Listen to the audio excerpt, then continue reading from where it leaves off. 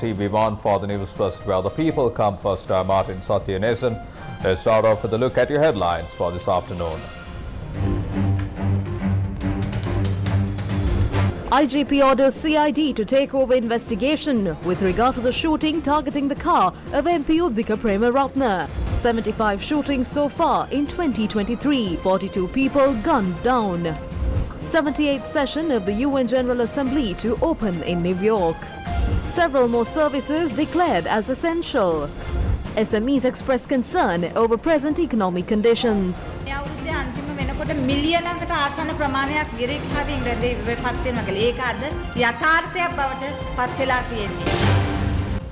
To those stories in detail.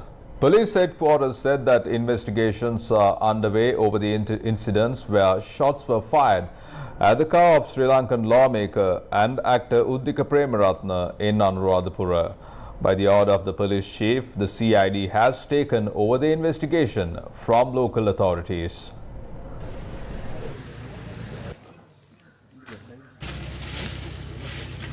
The private residence of MP Uditha Premratnas is located on Airport Road in Anuradhapura. Sri Lanka police said that shots were fired at the MP's car at around 10:30 p.m. The police added that the shooting took place when the MP got out of his car and was entering his residence. It is reported that he had parked his car opposite the house and then walked into the residence. At that moment, a person had opened a fire at the rear of the car. The MP was not harmed in the shooting. However, the windows of the car were damaged. Sri Lanka police said that it is believed that a pistol was used in the shooting and investigations are underway based on several leads. We have not been able to determine the shooter or the motive for the shooting. Investigations are underway by the Anuradhapura HQI and other divisions. The Anuradhapura Range SP is leading the investigation. We do not know how many people were present to commit the crime. However, a pistol was used and an empty casing was recovered from the scene. Detectives will be looking at CCTV footage as part of their investigations. Several politicians visited the residence of MP Uditha Premratnas to inquire into his well-being. Sri Lanka police said that 75 shooting incidents have been reported so far in 2023. Police spokesperson SSP Nihal Talduwa told News First that 42 people were gunned down and 33 people were injured in these crimes. 75 shooting incidents have taken place so far in 2023. 42 people were gunned down and 33 people were injured. Sri Lanka police is conducting investigations in these events. In addition, with regard to the shootings that took place earlier this year, we have arrested the shooters, the people who aided those crimes, as well as vehicles that were used. They will be produced in court and the necessary investigations are underway. Furthermore, investigations are underway to arrest the suspects responsible for the recent crimes. We have not made arrests over the shooting in Haputale. However, we have gathered the necessary information and the investigations are continuing.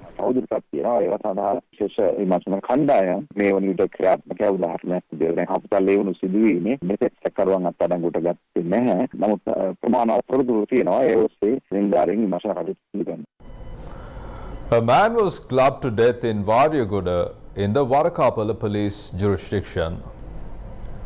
Sri Lanka police said that the man was clubbed to death at around 11:30 p.m. yesterday with a steel pole. Police said the murder is a result of a heated dispute between two men. The victim was identified as a 44-year-old individual, a resident of Varakapala, Valikanda area. Varakapala police is conducting an investigation.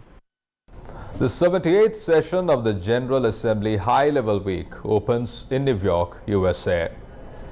The 78th session of the United Nations General Assembly marks a crucial milestone in the journey towards achieving the 2030 Agenda and the urgent need to put the 17 Sustainable Development Goals back on track.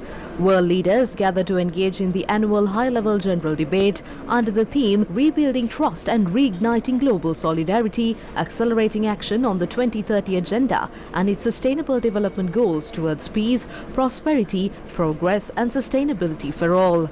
President Ranil Wickremesinghe will address the United Nations General Assembly on the 21st of September. In addition, the President will also attend the session to review the implementation of the 2030 Agenda and its 17 Sustainable Development Goals. Thereafter, the President will hold meetings with fellow world leaders. Further, the President will also attend a forum on the Indo-Pacific. SJB parliamentarian Uditha Premratnas has called for a proper local investigation into the 2019 Easter Sunday terror attacks. දැන් කියනවා අපෝ මේක පිටිපස්සෙන් අනිවාර්යෙන්ම මොකක් හරි සැලැස්මක් තියෙනවා. හරිද? ඒක මේක කවුද? There is definitely some plan behind this. Who did this? They should be held accountable. So who planned this? That's what you need to find out. So today they are telling you to investigate, but the problem is that there's a lack of trust in who is investigating. Those involved in the investigation are not transparent people. So that's why I repeat this. In our country, we need to do this investigation properly, and if we go to a proper judicial system, foreigners will not be allowed to touch this. It is only when we have not worked properly that international forces point fingers at us. Now, as an example, why do we let others decide? It's okay to investigate properly in our country and add international expertise to the investigation. After that, we should refer to our courts and take legal decisions from the courts. Only then will the confidence of the country be built. ඊට පස්සේ අපේ අධිකරණවලට යොමු කරලා අපේ අධිකරණ වලින් හරි නීතිමය තීරණ දිය යුතුයි. ඒක තමයි රටේ විශ්වාසය ගොඩනගන්නේ. Dr. Nalinda Jatisa from the Jatika Jana Balawegya expressed the following views at a meeting in Homagama. There is one trump card they have used all along, dividing the people by race and religion. Racism, creating issues between two religions. Extremism, supporting extremism and converting into terrorism. Somehow engage in terrorism, kill people and pave the way to get back in power. These type of things have taken place in several occasions in our history. In 2018, the local government elections, people were fed up of the UNP government, so SLPP put forward an important trump card. What was that? Bring Mahinda Rajapaksa as the Prime Minister. Even after such plan, they secured only 41%. After 1.5 years, when Gotabaya Rajapaksa came to power, what was the result? 52%. What took place in between that? They provided a topic to discuss, the Easter Sunday terror attack. They created a public opinion to a level they berated on fellow Muslim friend in the village who was once a good friend. That is the campaign. That is how you create the way to regain power. Even now we know this group will push the economic crisis under the carpet and will make attempts to bring back a similar problem. Sri Lanka has declared several more services as essential via an extraordinary gazette. An extraordinary gazette on declaring essential services was issued by President Ranil Wickremesinghe. All services connected to the supply of electricity, the supply or distribution of petroleum products and fuel have been declared as essential. In addition, all service, work or labor of any description whatsoever necessary or required to be done in connection with the maintenance and the reception, care feeding and treatment of patients in hospitals, nursing homes, dispensaries and other similar institutions have been declared as essential. The Ceylon United Businesses Alliance convened a media briefing in Colombo to raise awareness on the issues faced by local businesses in the current economic environment. Not letting the central bank come with unethical, unprecedented, volatile decisions that he keeps taking, the government and the central bank been taking, is hugely affecting the economy. Economy by itself is trying to control the inflation, is not suppressing the economy. The government right now is doing it, suppressing the economy, trying to control the inflation. That is not a proper way, because end of the day, the small and medium entrepreneurs, that is the SMB, survival of the SMB depends on the country's value. Any world's economy rotates around the SMB, and if that is not understood by the government of Sri Lanka, the central bank, then there is a huge question mark behind to say the ethical decisions being taken by the government and the central bank. I am urging the President right now, because our market is a consumer market, a volatile consumer market, due to the unprecedented decisions taken by the government because we have been suppressed. Our consumer market has dropped by 40%. So the SMBs are totally deciding and depending on this consumer market. If the consumer is not in a position to purchase, where would we go? So if all these relatively are taxed unethically, well, it is going to happen to the economy. Just be understanding towards that. Meanwhile, the National Construction Workers Union and several other sectors convened a joint press conference to explain the problems they are facing in view of the current economic situation. So far, only jokes have been provided to the problems. By now, we expected a 30 to 40% increase in construction to take place across the country. But to our disappointment, only 5% took place. They said they will reduce a bag of cement by 300 rupees. The current market price is 2,200. People are in a situation where they cannot put even a bit of concrete near the pipe of a toilet at home. As of today, many statements are being issued that the prices of certain products like wires have reduced. Clients are questioning us and demanding us to give this benefit. How can we pass on the benefit?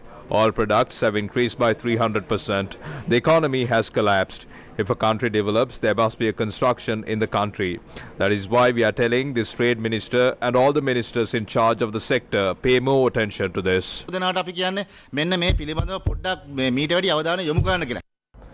Today marks the 24th day of the second leg of the Loyalc Divi survey program. Today's program took place centering the Tenmarachi education zone of the Jaffna district. The second leg of the Loyalc Divi survey program aims to provide school books and stationery to government schools with less than 100 students for an entire year. This worthy initiative is a collaboration between the Loyalc Group and the Ministry of Education. The Loyalc Divi survey program distributed school books and stationery to students from the Ravan Paulo Sakalakavallo Vidyalaya, Pokkadi Raje Tamila Vidyalaya, Kodikkamam Vidyalaya and Kudamiyan Vidyalaya.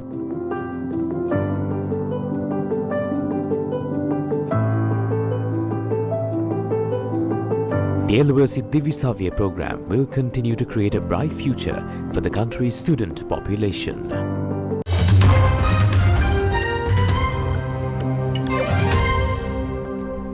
Shifting your attention to international news, Ukraine's generals say they have broken through Russia's first line of defense in the south. Ukraine began its big counteroffensive in early June to push Russian forces back from land they seized. It attacked 3 points along the 600-mile-plus front line. The area to the southeast of the city of Zaporizhzhia is far by the most strategically important. Striking out in a direction towards Sea of Azov, if successful, could cut off Russia's supply lines that connect the Russian city of Rostov-on-Don to Crimea. There hasn't been much progress on this front except for the area around the villages of Robotine and Verbov in the Zaporizhzhia region, as seen highlighted in purple in the map above. If Ukraine can serve this main supply route, then Russia will find it all but impossible to maintain its huge garrison in Crimea, which it annexed in 2014. Despite significant obstacles, there are now confirmed sightings of Ukrainian troops breaching Russia's defensive structures along the southern front.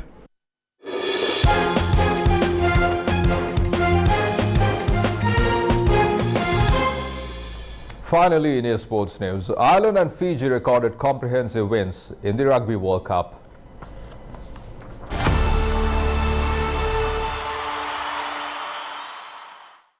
Ireland justified their status as the world #1 ranked side with a brilliant bonus point win over a physical if disjointed Tonga side.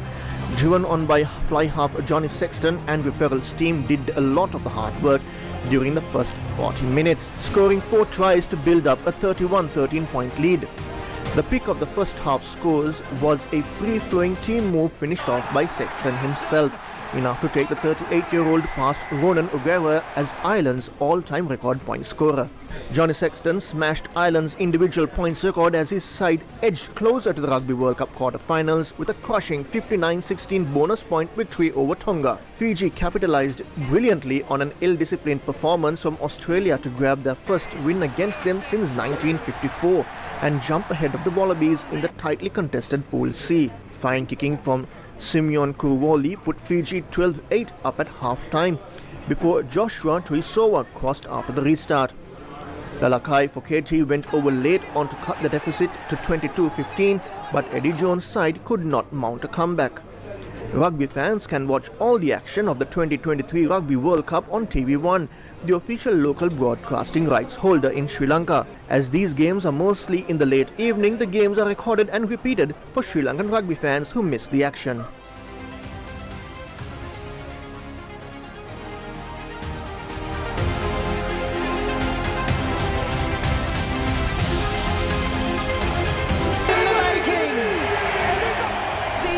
From that, we bring to a close this edition of Lunchtime News on TV1. For details of these stories and much more, simply log on to our website www.newsfirst.lk. For the News First, where the people come first, I'm Martin Satyanesan. You take care and good day.